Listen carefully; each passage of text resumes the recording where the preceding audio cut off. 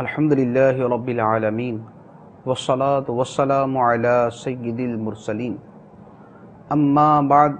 فاعوذ باللہ من الشیطان الرجیم بسم اللہ الرحمن الرحیم الصلاة والسلام علیک یا رسول اللہ وعلی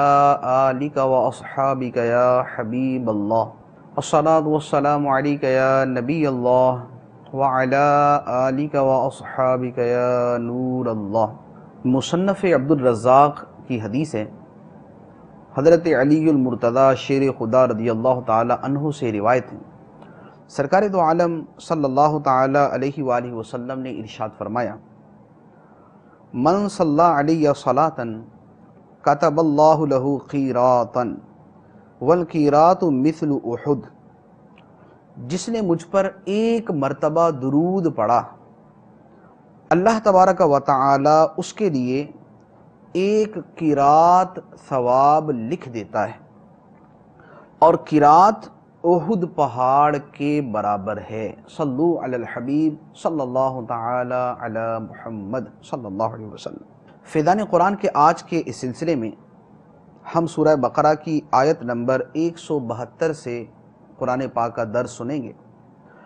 اللہ عز و جل ارشاد فرماتا ہے، بسم اللہ الرحمن الرحیم، یا ایہا الذین آمنوا کلوا من طیبات ما رزقناکم واشکروا للہ ان کنتم ایاہ تعبدون۔ اے ایمان والو، ہماری دی ہوئی ستھری چیزیں کھاؤ اور اللہ کا شکر ادا کرو اگر تم اسی کی عبادت کرتے ہو۔ اس آیت مبارکہ میں اللہ تبارک و تعالی نے ہمیں حلال چیزیں کھانے کی اجازت عطا فرمائی۔ قرآن پاک کے اندر 20 مقامات پر اللہ تبارک و تعالی نے اپنی نعمتوں سے لطف اندوز ہونے کی ہمیں اجازت عطا فرمائی ہے۔ صرف چند قیودات ارشاد فرمائی۔ ایک یہ ہے کہ حرام نہ کھایا جائے، دوسرا یہ ہے کہ جو حاصل کیا جائے اسے حرام ذریعے سے حاصل نہ کیا جائے، تیسرا یہ ہے کہ کھا کر غفلت میں آدمی مبتلا نہ ہو جائے، اور چوتھا یہ ہے کہ آدمی کھا کر اللہ تبارک و تعالی کا شکر ادا کرے۔ اگر وہ ان چیزوں کا التزام کرتا ہے، حلال کھاتا ہے، غفلت سے نہیں کھاتا اور اللہ تعالیٰ کا شکر ادا کرتا ہے، تو یہ تمام چیزیں اس کے لیے اللہ تبارک و تعالیٰ کی بارگاہ میں قرب کا ذریعہ بن جاتی ہیں۔ اس کے بعد ارشاد فرمایا، انما حرم علیکم المیتۃ والدم ولحم الخنزیر وما اہل بہ لغیر اللہ فمن اضطر غیر باغ ولا عاد فلا اثم علیہ ان اللہ غفور رحیم۔ اس نے تم پر صرف مردار اور خون اور سور کا گوشت اور وہ جانور حرام کیے ہیں جس کے ذبح کے وقت غیر اللہ کا نام بلند کیا گیا۔ تو جو مجبور ہو جائے، حالانکہ وہ نہ خواہش رکھنے والا ہو اور نہ ضرورت سے آگے بڑھنے والا، تو اس پر کوئی گناہ نہیں، بے شک اللہ بخشنے والا مہربان ہے۔ گزشتہ آیت کے اندر اللہ تبارک و تعالی نے چونکہ کھانے کی اجازت عطا فرمائی تھی اور اس کے بارے میں ہمیں حکم ارشاد فرمایا تھا، یہاں پر اللہ تبارک و تعالی نے ان چیزوں کی تفصیل بیان فرمائی جن چیزوں کو اس نے ہمارے اوپر حرام قرار دیا ہے۔ یہاں آیت مبارکہ کے اندر 4 چیزوں کو بالتصریح بیان فرمایا گیا۔ پہلی چیز کہ مردار کھانے کو حرام قرار دیا۔ مردار سے مراد یہاں پر ہر وہ جانور ہے کہ جسے شرعی طریقے سے ذبح نہ کیا گیا، یعنی ایک تو جو حرام جانور ہے وہ کسی بھی طریقے سے مرے وہ مردار ہی ہے، دوسرا یہ ہے کہ حلال جانور ہے لیکن جو اس کے ذبح کا شرعی طریقہ ہے اگر اس کے مطابق اس کو ذبح نہ کیا گیا، جیسے بکرے کو ذبح کیا یا گائے کو ذبح کیا اور جان بوجھ کر اس پر تکبیر نہ پڑی، بسم اللہ شریف جو پڑھی جاتی ہے وہ نہ پڑی، تو وہ بھی مردار ہے۔ اسی طرح حلال جانور ہے لیکن وہ خود بخود مر گیا، چوٹ لگنے سے مر گیا، سینگ لگنے سے مر گیا، بلندی سے گر کر مر گیا، تو ان صورتوں کے اندر بھی وہ جانور مردار ہی ہوگا، وہ حرام ہوگا۔ دوسرے نمبر پہ فرمایا خون تم پہ حرام کیا گیا۔ خون سے مراد بہنے والا خون ہے، کیونکہ قرآن پاک کے اندر ایک دوسرے مقام پر اللہ تبارک و تعالی نے فرمایا ہے او دمم مسفوحا، بہنے والا خون۔ تو جو بہنے والا خون ہے وہ حرام قرار دیا گیا۔ تو جو رگوں کے اندر خون رواں ہے، جاری ہے، بہہ رہا ہے، یہ خون ناپاک بھی ہے اور اس کا کھانا حرام بھی ہے۔ اور وہ خون، دو خون کے بارے میں تو حدیث مبارک میں تصریح آ گئی کہ یہ تمہارے لیے حلال ہیں، ایک تلی اور ایک کلیجی، کہ یہ دونوں خون سے بنے ہیں اور ان کو اللہ تبارک و تعالی نے حلال قرار دیا۔ سرکار دو عالم صلی اللہ علیہ وسلم نے اس کی اجازت عطا فرمائی۔ اس کے علاوہ وہ خون کہ جو ذبح کرنے کے بعد گوشت میں رہ جاتا ہے اور وہ بہنے والا خون نہیں ہوتا، تو یہ خون بھی ناپاک نہیں بلکہ یہ خون بھی پاک ہے۔ تیسری چیز جو ارشاد فرمایا وَلَحْمَ الْخِنْزِيرِ، اور خنزیر کے گوشت کو تم پر حرام قرار دیا گیا۔ خنزیر کے یہاں پر خنزیر کا گوشت فرمایا گیا ہے، اصل میں خنزیر کا گوشت ہے، اس کا پوست ہے، اس کی کھال ہے، اس کی ہڈی ہے، اس کے ناخن ہے، اس کے بال ہیں، یہ ساری کی ساری چیزیں حرام ہیں۔ لیکن چونکہ یہاں پر کھانے کے سیاق کے اندر اس کا تذکرہ ہو رہا ہے، اس لیے یہاں پر اس کے گوشت کا جو ہے وہ لفظ بیان فرمایا گیا، ورنہ خنزیر جو ہے اس کے بارے میں یہ ہے کہ خنزیر نجس العین ہے، یہ مجموعی طور پر ہی ناپاک ہے، یہ مجموعی طور پر ہی جو ہے وہ حرام ہے اور اس کے کسی عضو کا کھانا بھی حلال نہیں۔ خارجی استعمال کے اندر کچھ تفصیل ہے۔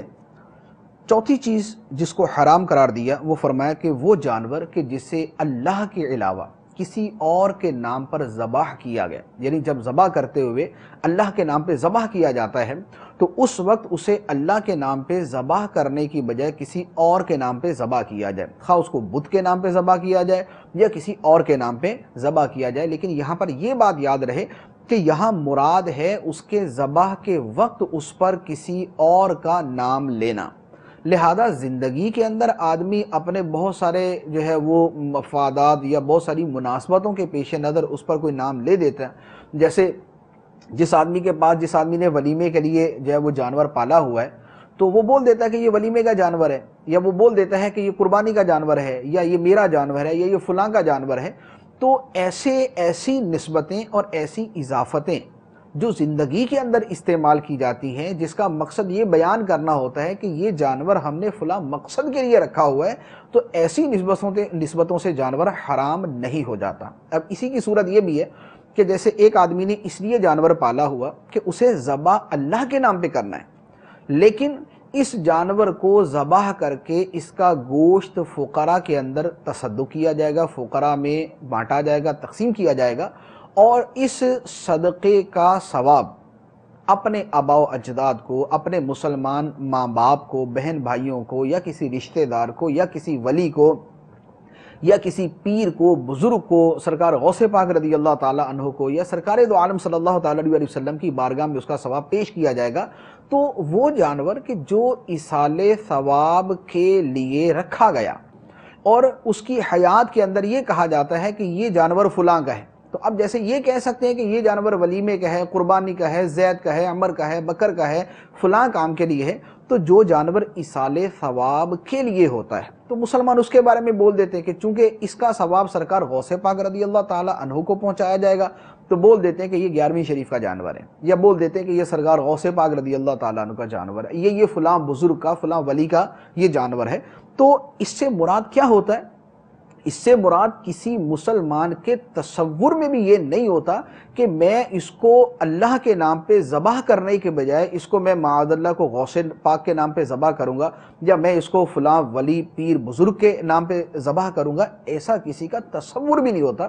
ہر ایک کا مقصد یہ ہوتا ہے کہ یہ جانور اس لیے رکھا گیا کہ ذبح اللہ کے نام پہ کیا جائے گا، اور جو اس کو صدقہ کرنے کا ثواب ملے گا وہ ثواب ہم فلاں بزرگ کی بارگاہ میں پیش کر دیں گے، اسے ایصال ثواب کر دیں گے۔ تو یہ جو طریقہ ہے یہ تو جائز بلکہ احادیث مبارکہ سے ثابت ہے۔ سرکار دو عالم صلی اللہ تعالی علیہ وسلم نے ایک مرتبہ جانور کو ذبح فرمایا قربانی کے موقع پہ، اور فرمایا کہ یہ میری امت کی طرف سے، جانور کو ذبح فرما کے فرمایا کہ یہ میری امت کی طرف سے ہے۔ تو اس کا یہ مطلب تھوڑی ہے کہ اس کو امت کے نام پہ ذبح کر دیا گیا، اس کا مطلب یہ ہے کہ اس قربانی کا ثواب میں اپنی امت کو عطا فرماتا ہوں۔ تو جیسے امت کے لیے ذبح کیے جانے کا یہ مطلب نہیں کہ امت کے نام پر ذبح کر دیا اور وہ حرام ہو گیا، بلکہ اس کا مطلب یہ ہے کہ امت کو ثواب پہنچانے کے لیے ذبح کیا گیا۔ اسی طرح وہ جانور کہ جو اولیاء کرام کے نام پر پالے جاتے ہیں اور ان کے لیے رکھے جاتے ہیں تو وہ بھی حرام نہیں ہوتے جبکہ ذبح کے وقت ان پر اللہ تعالیٰ کا نام ہی لیا جائے۔ تو یہ 4 طرح کے چیزیں ہیں جن کے بارے میں اللہ تبارک و تعالیٰ نے فرمایا کہ یہ تم پر حرام کی گئی۔ مردار حرام کیا گیا، خون حرام کیا گیا، خنزیر کا گوشت حرام کیا گیا، اور جس جانور کو اللہ کے علاوہ کسی اور کے نام پر ذبح کیا جائے اس جانور کو حرام قرار دیا گیا۔ یہ جو چوتھی صورت بیان کی وما اہل بہ لغیر اللہ، تو اس کی تفصیل امام اہل سنت مجدد دین و ملت مولانا شاہ امام احمد رضا خان علیہ رحمت الرحمن کی ایک تصنیف ہے، اس کا نام ہے سبل الاصفیاء فی حکمی ذبائح للاولیاء۔ اس کتاب کے اندر موجود ہے، یہ فتاوی رضویہ شریف کے اندر یہ رسالہ موجود۔ اس کے بعد اس آیت مبارکہ میں فرمایا فَمَنِ اضْطُرَّ غَيْرَ بَاغٍ وَلَا عَادٍ، کہ یہ جانور، یہ چیزیں ہم نے حرام تو کر دی، لیکن وہ شخص کہ جو مجبور ہو جائے، جو شخص مجبور ہو جائے اور اپنی خواہش سے کھانے والا نہ ہو، ولا عادن، اور نہ کھانے میں حد سے بڑھنے والا ہو، تو اس کو اللہ تبارک و تعالیٰ معاف فرمانے والا ہے۔ یعنی یہاں پر ایک رخصت عطا فرمائی گئی، وہ یہ ہے کہ جیسے ایک آدمی کے پاس کھانے پینے کو کچھ بھی نہیں اور بھوک سے اس کی حالت ایسی ہو چکی ہے کہ اگر وہ نہیں کھاتا تو وہ مر جائے گا، تو جب ایسی حالت ہو جائے تو یہ حالت اضطرار ہے، یہ حالت عذر ہے، یہ مجبوری کی حالت ہے۔ ایسی حالت کے اندر اللہ تبارک و تعالیٰ فرماتا ہے فَمَنِ اضْطُرَّ، جو مجبور ہو جائے، غیر باغن، خواہش سے نہ کھائے، کہ بغیر مجبوری کے خواہش سے کھانے والا ہو، ولا عادن، اور حد سے بڑھ کر نہ کھائے، کہ پتہ ہے کہ مثال کے طور پہ اتنی مقدار میں کھائے گا تو اس کی جان بچ جائے گی اور اس کے بعد اس کو آئندہ کے لیے کچھ نہ کچھ مل ہی جائے گا، تو اب جتنی مقدار کی اجازت ہے اس سے 4 گنا زیادہ کھا لیتا ہے کہ چلو اب کھا ہی رہا ہوں تو پورا ہی کھا لیتا ہوں۔ تو حد سے بڑھنے والا نہ ہو، خواہش سے نہ کھائے اور حد سے بڑھ کر کھانے والا نہ ہو، تو اللہ تبارک و تعالیٰ فرماتا ہے فلا اثم علیہ، اس پر کوئی گناہ نہیں، ان اللہ غفور الرحیم، بے شک اللہ تعالیٰ بخشنے والا، رحم فرمانے والا ہے۔ تو یہ رخصت عطا فرمائی گئی۔ اس کے بعد ارشاد فرمایا ان الذین یکتمون ما انزل اللہ من الکتاب ویشترون به ثمنا قلیلا اولئک ما یأکلون فی بطونہم الا النار ولا یکلمہم اللہ یوم القیامۃ ولا یزکیہم ولہم عذاب علیم۔ بے شک وہ لوگ جو اللہ کی نازل کی ہوئی کتاب کو چھپاتے ہیں اور اس کے بدلے ذلیل قیمت لیتے ہیں، وہ اپنے پیٹ میں آگ ہی بھرتے ہیں، اور اللہ قیامت کے دن ان سے نہ کلام فرمائے گا اور نہ انہیں پاک کرے گا، اور ان کے لیے دردناک عذاب ہے۔ پہلے مشرکین کے ایک گروہ کا تذکرہ ہوا اور ان کے احوال بیان کیے گئے، اب کافروں کے دوسرے گروہ، پہلے کافروں کا مشرک گروہ، اب کافروں کا دوسرا گروہ اہل کتاب، ان کے بارے میں بیان کیا گیا۔ یہاں پر جو ان کی حرکت بیان کی گئی وہ یہ ہے کہ یہ اللہ کی نازل کردہ آیتوں کو چھپاتے ہیں اور اس کے بدلے دنیا کی ذلیل قیمت وصول کرتے ہیں۔ تفسیر خازن اور دیگر تفاسیر کے اندر اس کی تفصیل کے اندر یہ بیان کیا گیا کہ اصل میں سرکار دو عالم صلی اللہ تعالیٰ علیہ وآلہ وسلم جب مدینہ منورہ تشریف لائے تو اب یہودی جو علماء تھے، جو ان کے راہب تھے، جو یہودیوں کے بڑے سردار تھے، ان کا تو کاروبار چل رہا تھا، دین کو انہوں نے اپنا کاروبار بنایا ہوا تھا، اپنی آمدنی کا ذریعہ بنایا ہوا تھا، تو لوگ ان کو نذرانے، تحفے، تحائف یہ سب کچھ پیش کرتے تھے۔ اب ان کے سامنے یہ بات تھی کہ اگر ہم تورات کی صحیح باتیں اپنے لوگوں کو بتا دیتے ہیں، نبی کریم صلی اللہ تعالیٰ علیہ وسلم کی ہم تصدیق کر دیتے ہیں، تو نتیجہ یہ نکلے گا کہ ہمارے نذرانے، ہمارے تحفے، ہمارے یہ سارے مال ملیدے یہ تو ختم ہو جائیں گے۔ تو اب انہوں نے اس دنیاوی قیمت کے عوض سرکار دو عالم صلی اللہ تعالیٰ علیہ وآلہ وسلم کی مخالفت شروع کر دی۔ ایک ان کے دل میں حسد تھا اور ایک ان کے مالی مفادات تھے، تو حسد اور مالی مفادات کی وجہ سے انہوں نے نبی کریم صلی اللہ تعالیٰ علیہ وآلہ وسلم کی مخالفت کی، جس کے بارے میں اللہ تبارک و تعالیٰ نے ارشاد فرمایا کہ وہ لوگ کہ جو اللہ کی نازل کردہ آیتوں کو چھپاتے ہیں وَيَشْتَرُونَ بِهِ ثَمَنًا قَلِيلًا، اور اس کے بدلے میں ذلیل قیمت لیتے ہیں، کہ دنیا کا مال کتنا بھی مل جائے وہ کم ہی ہے آخرت کے مقابلے میں، تو جو دنیا کا مال لیتے ہیں فرمایا کہ یہ مال جو اپنے پیٹ میں اتارتے ہیں یہ کیا ہے؟ اولئک ما یاکلون فی بطونہم الا النار، یہ اپنے پیٹ میں نہیں بھرتے مگر جہنم کی آگ، تو وہ مال جہنم کے انگارے ہیں جو اپنے پیٹ کے اندر یہ بھر رہے ہیں۔ اور اللہ تبارک و تعالیٰ ان کو مزید یہ وعید سناتا ہے کہ اللہ تعالیٰ قیامت کے دن ان سے کلام نہ فرمائے گا، جو کلام ہوگا وہ سختی کے ساتھ اور وہ شدت کے ساتھ اور وہ اہانت کے طور پہ ہوگا، عزت افزائی اور اکرام اور اعزاز کے طور پر ان سے کلام نہ کیا جائے گا، اور اللہ تبارک و تعالیٰ ان کو پاک بھی نہیں فرمائے گا۔ کتاب اللہ کو چھپانا، تو احکام شرعیہ کا چھپانا مطلقاً ہی ناجائز ہے سوائے چند مستثنی صورتوں کے۔ چھپانا یہ بھی ہوتا ہے کہ بیان ہی نہ کیا جائے، یعنی جیسے ایک آدمی کو پتہ ہے کہ یہ حق بات ہے اور مجھے بیان کرنی چاہیے تو وہ بتاتا ہی نہیں، یہ بھی چھپانا ہے۔ اور یہ بھی چھپانا ہے کہ جو صحیح بات ہے اسے بدل کر دوسروں تک پہنچایا جائے، یعنی حق بات نہ پہنچائی جائے بلکہ اس میں تبدیلی کر دی جائے اور وہ چیز لوگوں تک پہنچائی جائے۔ تو یہودی دونوں طرح کی حرکتیں کرتے تھے، وہ بھی تھا کہ چھپاتے تھے بتاتے نہیں تھے، اور وہ بھی تھا کہ بتاتے تھے تو بدل کر بتاتے تھے، تو یہ بدل کر بتانا جو ہے یہ بھی پہلے کے برابر ہی جرم ہے۔ ان کی مزید وعید بیان کرتے ہوئے اللہ تبارک و تعالیٰ نے ارشاد فرمایا اولئک الذین اشتروا الضلالۃ بالہدی والعذاب بالمغفرۃ فما اصبرهم علی النار، یہی وہ لوگ ہیں جنہوں نے ہدایت کے بدلے گمراہی اور بخشش کے بدلے عذاب خرید لیا، تو یہ کتنا آگ کو برداشت کرنے والے ہیں۔ یہاں جو ان کی حرکت تھی تو وہ یہی تھی کہ ہدایت کی بجائے انہوں نے گمراہی کو اختیار کیا اور مغفرت کی بجائے انہوں نے جہنم کی آگ کو اختیار کیا، تو اسی کے بارے میں یہاں پر فرما دیا کہ یہ آگ پہ کتنا صبر کرنے والے ہیں، یعنی ان کی کیسی ہمت ہے کہ ان کو پتہ ہے کہ اس کا انجام کیا ہوگا، اس کا انجام اللہ تبارک و تعالیٰ کی ناراضگی اور اس کا عذاب ہوگا، تو یہ ان کو ان میں کیسے یہ ہمت اور کیسے یہ حوصلہ پیدا ہو گیا کہ یہ اس حرکت کرنے پر بھی اتر آئے۔ اس کے بعد ارشاد فرمایا ذالک بأن اللہ نزل الکتاب بالحق وان الذین اختلفوا فی الکتاب لفی شقاق بعید، یہ سزا اس لیے ہے کہ اللہ نے حق کے ساتھ کتاب نازل فرمائی اور بے شک کتاب میں اختلاف کرنے والے دور کی مخالفت و ضد میں ہیں۔ جو کتاب اللہ میں اختلاف کرتے ہیں، یہودی اپنی کتاب کے اعتبار سے یا قرآن کے اعتبار سے، اور مشرکین جو ہے وہ قرآن پاک کے اعتبار سے جو اختلاف کرتے ہیں، تو یہ دور کی ضد میں ہیں۔ کیونکہ بعض کفار جو ہے وہ قرآن کو شعر کہتے تھے، بعض جادو کہتے تھے، بعض اس کو کہانت کی باتیں کہتے تھے، تو یہ ان کی جو باتیں اور یہ ان کے جو جھگڑے ہیں یہ ان کی دور کی ضد ہے۔ اس کے بعد ارشاد فرمایا لیس البر ان تولوا وجوہکم قبل المشرق والمغرب ولکن البر من آمن باللہ والیوم الآخر والملائکۃ والکتاب والنبیین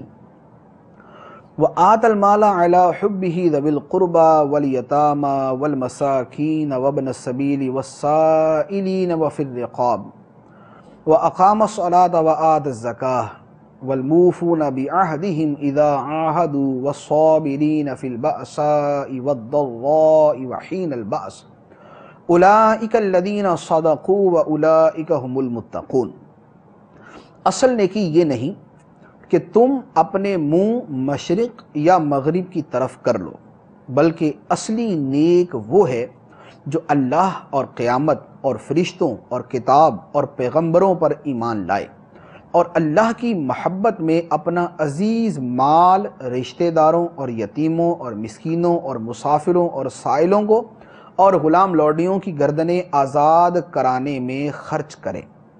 اور نماز قائم رکھے اور زکوٰۃ دے، اور وہ لوگ جو عہد کر کے اپنا عہد پورا کرنے والے ہیں اور مصیبت اور سختی میں اور جہاد کے وقت صبر کرنے والے ہیں، یہی لوگ سچے ہیں اور یہی پرہیزگار ہیں۔ یہ آیت مبارکہ قرآن پاک کی بہت جامع آیتوں میں سے ہے۔ اللہ تبارک و تعالیٰ نے اس میں ایمان عمل کی بہت ساری چیزوں کو جمع فرما دیا۔ اس میں ایمانیات کا بیان بھی ہے، اس میں اعمال صالحہ کا بیان بھی ہے، اس میں کامل الایمان لوگوں کے اوصاف کا بیان بھی ہے۔ چنانچہ اس کا جو شان نزول ہے اس کو بیان کرنے کے بعد مفسرین نے فرمایا ہے کہ یہ خطاب اہل کتاب اور مسلمانوں سب کو ہے۔ اس میں جن چیزوں کو بیان کیا گیا، پہلی اس میں نیکی کے 6 جو اہم ترین راستے ہیں اور 6 اہم ترین طریقے ہیں ان کو یہاں پر بیان فرمایا۔ پہلی بات فرمایا من آمنا، جو ایمان لائے۔ کس پر ایمان لائے؟ ایمان لانے کے اندر فرمایا کہ اللہ تعالیٰ پر ایمان، قیامت پر ایمان، فرشتوں پر ایمان، آسمانی کتابوں پر ایمان، انبیاء پر ایمان، ان چیزوں پر جو ایمان لائے۔ اللہ تعالیٰ پر ایمان کہ اللہ تبارک و تعالیٰ حی و قیوم ہے، علیم و حکیم ہے، سمیع و بصیر ہے، غنی و قدیر ہے، ازلی و ابدی ہے، وحدہ لا شریک ہے۔ تو یہ اللہ تبارک و تعالیٰ پر ایمان۔ قیامت پر ایمان کہ اللہ تبارک و تعالیٰ ایک دن تمام مخلوقات کو زندہ کرے گا، ان کا حساب فرمائے گا۔ اس دن اللہ تبارک و تعالیٰ کی بارگاہ میں لوگ پیش ہوں گے، اپنے اعمال کا جواب دیں گے، وہاں پر لوگوں کے جنت اور جہنم میں جانے کا فیصلہ کیا جائے گا۔ انبیاء کرام علیہم الصلاۃ والسلام قیامت کے دن موجود ہوں گے، ان کی عزت افزائی ہوگی۔ سرکار دو عالم صلی اللہ تعالیٰ علیہ وسلم شفاعت فرمائیں گے، آپ کے صدقے صالحین شفاعت کریں گے۔ تو اس طرح کی جتنی باتیں ہیں وہ ساری قیامت پر ایمان لانے میں داخل ہیں۔ اس کے بعد فرشتوں پر ایمان لانا کہ فرشتے اللہ تعالیٰ کی مخلوق ہیں، اللہ تعالیٰ کے فرما بردار بندے ہیں، اس کی نافرمانی نہیں کرتے، مرد و عورت کا ان کے اندر سلسلہ نہیں ہوتا ہے، اور اسی طرح اولاد در اولاد کا سلسلہ بھی فرشتوں کے اندر نہیں ہوتا۔ کتابوں پر ایمان لانا، کتابوں پر ایمان لانے کے اندر یہ کہ اللہ تعالیٰ نے 4 بڑی کتابوں کو نازل فرمایا، تورات، انجیل، زبور اور قرآن، اور اس کے علاوہ متعدد صحیفے اللہ تبارک و تعالیٰ نے اپنے نبیوں کی طرف نازل فرمائے۔ لیکن ہمارے زمانے کے اندر جس کتاب پر مفصل طریقے سے عمل کرنا ہے وہ قرآن پاک۔ بقیہ کتابوں پر یوں ایمان ہے کہ اللہ تبارک و تعالیٰ نے ان کتابوں کو نازل فرمایا، وہ کتابیں برحق ہیں، اللہ تبارک و تعالیٰ کا کلام ہے،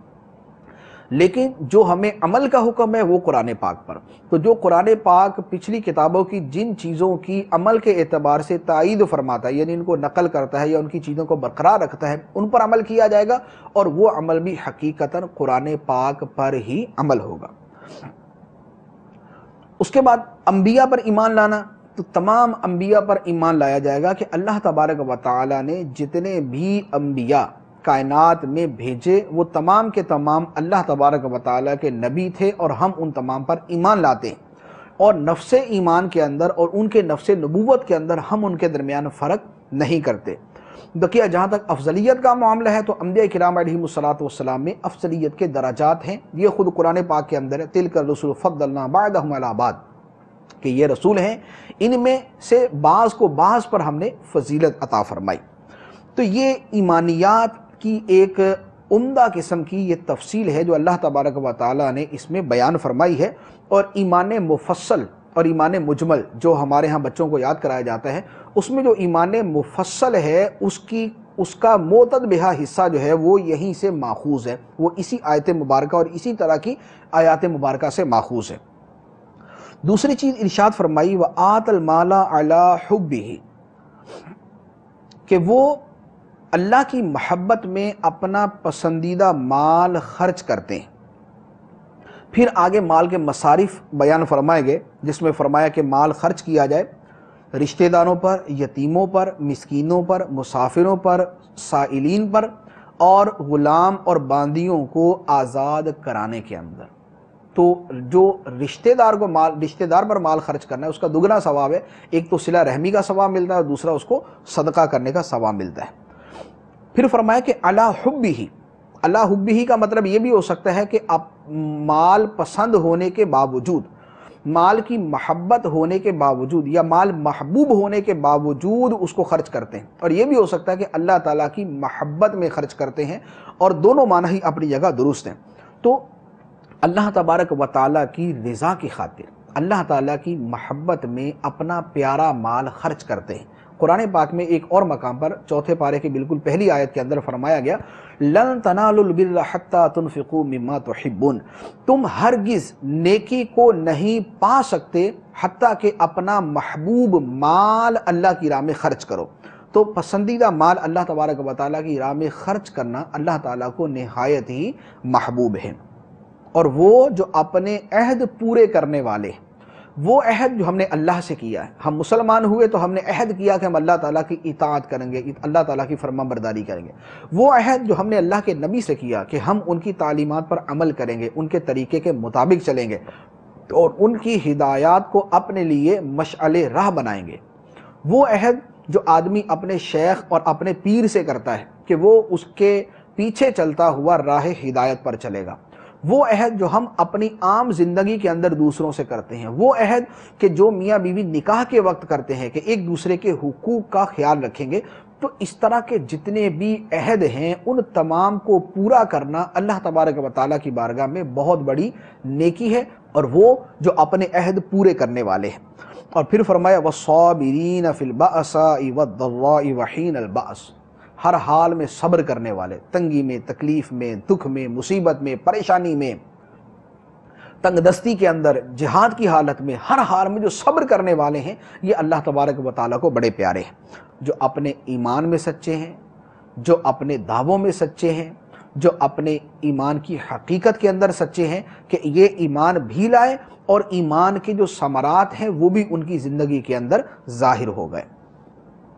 تو یہ نہایت ہی جامع آیت مبارکہ ہے جس میں اللہ تبارک و تعالیٰ نے ایمانیات اور اعمال کے بارے میں ایک مفصل بیان جو ہے وہ ارشاد فرمایا۔ اس کے بعد ارشاد فرمایا یا ایھا الذین آمنوا کتب علیکم القصاص فی القتل الحر بالحر والعبد بالعبد والانثى بالانثى فمن عفی له من اخیہ شیء فاتباع بالمعروف واداء الیہ باحسان ذلک تخفیف من ربکم ورحمہ فمن اعتدی بعد ذلک فلہ عذاب علیم۔ اے ایمان والو، تم پر مقتولوں کے خون کا بدلہ لینا فرض کر دیا گیا، آزاد کے بدلے آزاد اور غلام کے بدلے غلام اور عورت کے بدلے عورت، تو جس کے لیے اس کے بھائی کی طرف سے کچھ معافی دے دی جائے تو مقتول کے وارث کی طرف سے اچھے طریقے سے مطالبہ ہو اور قاتل کی طرف سے وارث کی طرف اچھے طریقے سے ادائیگی ہو۔ یہ تمہارے رب کی طرف سے آسانی اور رحمت ہے، تو اس کے بعد جو زیادتی کرے اس کے لیے دردناک عذاب ہے۔ یہ آیت مبارکہ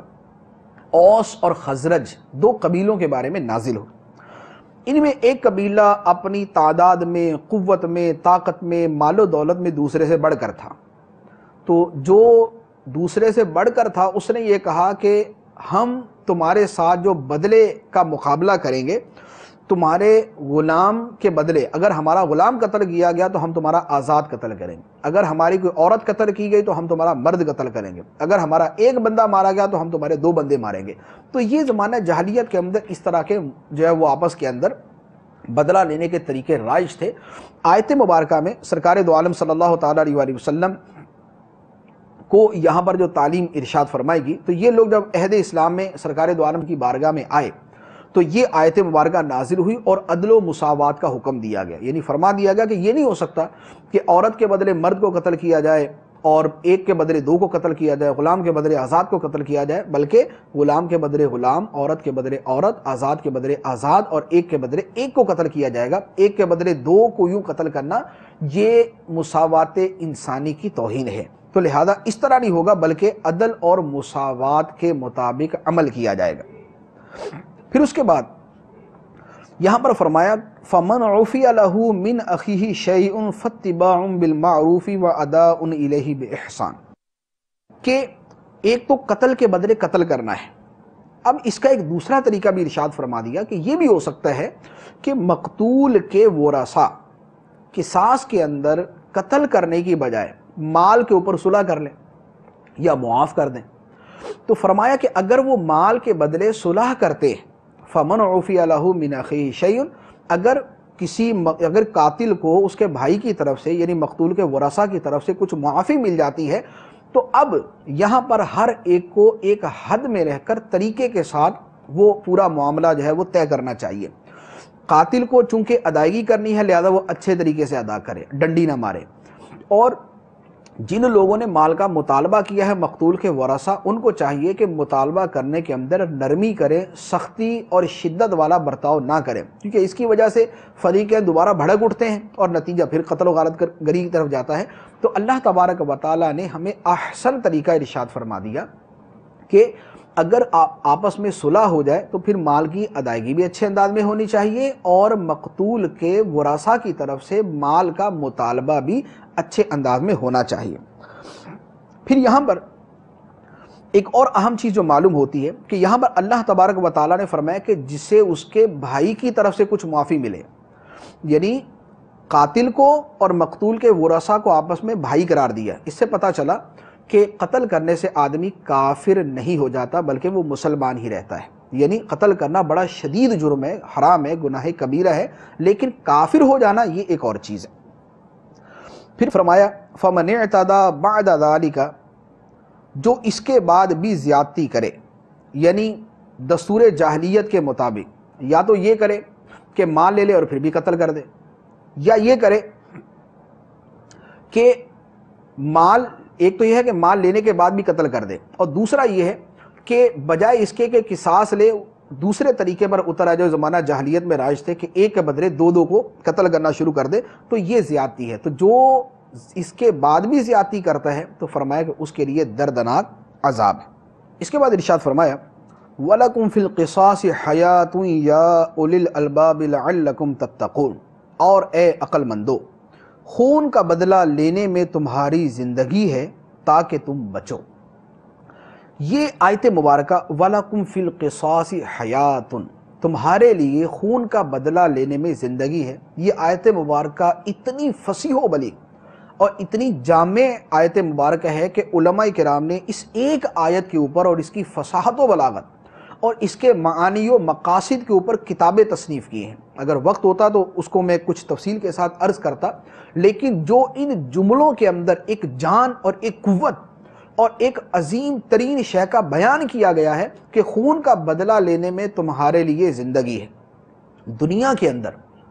جہاں پر خون کا بدلہ لیا جاتا ہے، یعنی قانون کے شکنجے میں ظالم، قاتل اور مجرم کو کسا جاتا ہے، وہاں پر جرائم کی شرح اتنی کم ہوتی ہے، اور جہاں پر قاتل آزاد گھومتا ہے، جہاں پر مجرم کو جرم کر کے اپنے پکڑے جانے کا کوئی اندیشہ نہیں ہے، جہاں پر ظالم کو معلوم ہے کہ میں جتنا بھی ظلم کر لوں میرے ساتھ کچھ بھی نہیں کیا جائے گا، وہاں پر جرائم کی شرح بڑھتی جاتی ہے، وہاں پر ظلم کی شرح بڑھتی جاتی ہے۔ آپ اپنے ملک کو دیکھ لیں، آپ پوری دنیا کے حالات کو دیکھ لیں، جس ملک میں قانون کا شکنجہ سخت ہوگا، جہاں جرائم پہ گرفت ہوگی، جہاں قتل کا اور ظلم کا بدلہ لیا جاتا ہوگا، وہاں پر جرائم کی شرح کم ہوگی، اور جہاں پر قانون کمزور ہوگا، جہاں پر بدلہ نہ لیا جاتا ہوگا، وہاں پر مجرم دن دناتے پھر رہے ہوں گے اور ان کے جرائم کے اندر دن بدن اضافہ ہی ہوتا جا رہا ہوگا۔ تو اللہ تبارک و تعالیٰ نے فرمایا کہ اے عقل مندو، خون کا بدلہ لینے میں تمہارے لیے زندگی ہے۔ اگر خون کا بدلہ نہ لوگے تو نتیجہ یہ ہوگا کہ مزید زندگیوں سے محروم ہوتے جاؤ گے۔ قاتل ایک کو قتل کرے گا، جب نہ پکڑا گیا تو پھر دوسرے کو کرے گا، جب نہ پکڑا گیا تو تیسرے کو کرے گا، اور یوں قتل کرنا اس کی عادت اور فطرت میں داخل ہو جائے گا، اور پھر اس کا ہاتھ روکنے والا کوئی نہ ہوگا۔ اس کے بعد ارشاد فرمایا کتب علیکم اذا حضر احدکم الموت ان ترک خیرا الوصیۃ للوالدین والاقربین بالمعروف حقا علی المتقین، تم پر فرض کیا گیا ہے کہ جب تم میں سے کسی کو موت آئے تو اگر وہ کچھ مال چھوڑے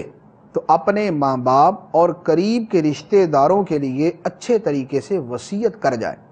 یہ پرہیزگاروں پر واجب ہے۔ یہاں پر وصیت کو فرض قرار دیا گیا۔ جب تک میراث کے مفصل احکام نازل نہ ہوئے تھے تب تک وصیت کرنا فرض تھا۔ جس آدمی کے پاس مال تھا اس پر فرض ہوتا تھا کہ وہ وصیت کرے۔ پھر جب میراث کے احکام اللہ تبارک و تعالیٰ نے نازل فرما دیے تو وصیت کی فرضیت منسوخ ہو گئی اور اس کا جواز باقی ہے، بلکہ احادیث مبارکہ کے اندر اس کا استحباب ہے۔ سرکار دو عالم صلی اللہ تعالیٰ علیہ وسلم نے فرمایا، بخاری شریف کی حدیث ہے، کسی مسلمان کے لیے جائز نہیں کہ اس کے پاس کچھ مال ہو اور وہ 2 راتیں اس طرح گزارے کہ اس کی وصیت اس کے پاس لکھی ہوئی نہ ہو، یعنی وصیت جو ہے وہ آدمی کو کرنی چاہیے۔ پھر وصیت کے آگے مفصل احکام ہیں کہ وصیت تہائی مال تک کی جائے، تہائی مال سے زیادہ کی وصیت جائز نہیں، اور اگر کی جائے تو وہ نافذ نہیں الا یہ کہ دیگر ورثہ راضی ہو جائے۔ اسی طرح وصیت وارث کے لیے نہیں کی جائے گی بلکہ وارث کے علاوہ کسی اور کے لیے کی جائے گی۔ اگر وارث کے لیے وصیت کی تو وہ بھی باطل ہے جب تک کہ دیگر ورثہ راضی نہ ہو جائیں۔ اسی طرح پھر وصیت کرنے کے اندر بھی یہ ہے کہ وصیت بھی کرے لیکن اپنے رشتہ داروں کا بھی خیال کرے، یعنی یہ نہ ہو کہ وصیت کرنے کے شوق کے اندر رشتہ دار بیچارے بھوکے مرے۔ سرکار دو عالم صلی اللہ تعالی علیہ وآلہ وسلم نے ارشاد فرمایا کہ تمہارا اپنے گھر والوں کو غنی چھوڑنا اس سے بہتر ہے کہ تو انہیں محتاج چھوڑے اور وہ لوگوں کے آگے ہاتھ پھیلاتے پھریں، یعنی اعتدال کا جو طریقہ اور روش ہے اس کو اختیار کرنا چاہیے۔ اس کے بعد ارشاد فرمایا فَمَن بَدَّلَهُ بَعْدَ مَا سَمِعَهُ فَإِنَّمَا إِثْمُهُ عَلَى الَّذِينَ يُبَدِّلُونَهُ إِنَّ اللَّهَ سَمِيعٌ عَلِيمٌ۔ پھر جو وصیت کو سننے کے بعد اسے تبدیل کر دے تو اس کا گناہ ان بدلنے والوں پر ہی ہے، بے شک اللہ سننے والا جاننے والا ہے۔ وصیت کے بارے میں دو چیزیں پیش نظر رکھنی چاہیے۔ پہلی بات یہ کہ وصیت کرنے کے بعد اگر وصیت کرنے والا خود ہی اس کو تبدیل کر دے، جیسے ایک آدمی نے وصیت لکھ دی یا بیان کر دی، اس کے بعد پھر اس کے دل میں آیا کہ مجھے اس کو تبدیل کرنا چاہیے، اب اس کو تبدیل کرتا ہے تو اس کی اجازت ہے، اس میں کوئی حرج نہیں۔ دوسری صورت یہ ہے کہ وصیت کرنے کے بعد وہ وصیت کرنے والا تو فوت ہو گیا، اب اس کے ورثہ اس کے درمیان ڈنڈی مارتے کہ جھوٹ موٹ کی وصیت بنا کے لے آئے یا وصیت میں کمی بیشی کر دی، تو یہ کرنا جو ہے یہ ناجائز ہے۔ باہمی صلح صفائی کے ساتھ کئی معاملہ طے ہو سکتے ہیں، لیکن وصیت کے اندر خیانت کرنا، جھوٹے وصیت نامے تیار کرنا، یہ ناجائز، یہ گناہ اور یہ حرام۔ پھر ارشاد فرمایا فَمَنْ خَافَ مِن مُوصٍ جَنَفًا أَوْ إِثْمًا فَأَصْلَحَ بَيْنَهُمْ فَلَا إِثْمَ عَلَيْهِ إِنَّ اللَّهَ غَفُورٌ رَحِيمٌ۔ پھر جسے وصیت کرنے والے کی طرف سے جانبداری یا گناہ کا اندیشہ ہو تو وہ ان کے درمیان صلح کرا دے تو اس پر کچھ گناہ نہیں، بے شک اللہ بخشنے والا مہربان ہے۔ یعنی اگر کوئی عالم یا حاکم یا وصی یا رشتہ دار اس کو معلوم ہے کہ وصیت کرنے والا زیادتی کر رہا ہے تو اسے چاہیے کہ وہ وصیت کرنے والے کو سمجھائے، اسے صحیح طریقہ بتائے، اسے نیک راہ کی تلقین کرے۔ اور اسی طرح اگر کسی آدمی نے وصیت کی اور اس کے بعد معلوم ہے کہ اس کے ورثہ یا اس کے جن کے لیے اس نے وصیت کیا وہ آپس کے اندر گڑبڑ کر رہے ہیں، تو اب اگر کوئی ان کے درمیان صلح کروا دیتا ہے اور ان کے لیے کوئی بہتری کا طریقہ انہیں بتا دیتا ہے تو اس پر کوئی گناہ نہیں، بلکہ یہ شخص جو ہے یہ ثواب کا مستحق ہوگا۔ تو وصیت میں خیانت کرنا، جانبداری اختیار کرنا، یہ طریقے تو ناجائز ہیں، لیکن اگر کوئی گڑبڑ کر دی جائے تو ان کے درمیان باہم صلح کروا دینا اور ان کو صحیح راستہ بتا دینا، یہ حکم شریعت ہے اور یہ اللہ تعالیٰ کی بارگاہ میں پسند ہے۔ اللہ تبارک و تعالی ہمیں اپنے احکام پر عمل کرنے کی توفیق عطا فرمائے۔ آمین بجاہ النبی الامین صلی اللہ تعالی علیہ وسلم۔